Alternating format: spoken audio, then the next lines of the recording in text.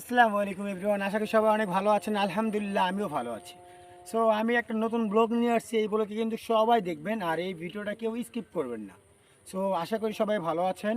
So আমি যেটা দেখাই, এটা হচ্ছে গাইবান্ধা জেলা, কুততলা ইউনিয়ন।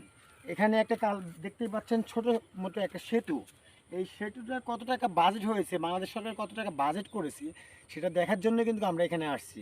সো আমি আপনাদেরকে দেখাচ্ছি, আপনারা দেখুন।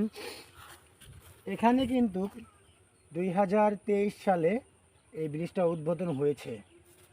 আর এখানে ব্রিজের টোটাল টাকা খরচ গেছে 41,19,220 টাকা 9 পয়সা। সো এত টাকা যদি এই সামান্য একটা কালভার্ট তৈরি করতে এত টাকা খরচ হয়, কিভাবে মেনে নিতে পারি আমরা? সর্বোচ্চ এই ব্রিজটা তৈরি করতে সর্বোচ্চ 10 থেকে 12 লাখ টাকা চলে যেতে পারে। তারা এটা কি, যারা মানে যে কন্ট্রাক্টর কিংবা ঠিকাদার নিয়েছে, তারা কি এই টাকাগুলো মেরে দিয়েছে?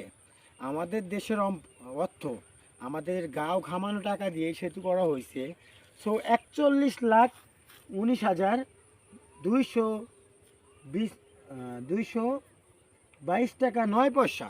এই ভিডিওটা করার উদ্দেশ্য এইটাই যে এই ছোট্ট একটা কালভার্ট তৈরি করতে যদি 41,19,000 টাকা খরচ যেতে পারে, তার ভিতর থেকে এই কন্ট্রাক্টর ঠিকাদাররা কত টাকা মেরেছে।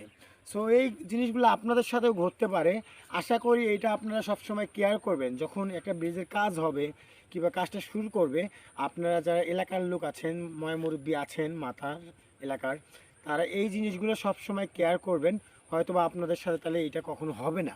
সো আশা করি সবাই ভালো আছেন। আর কমেন্টে বলে যাবেন এই টাকাগুলো কি তারা মেরে দিয়েছে না ব্রিজের কাজে লাগিয়েছে। আসসালামু আলাইকুম।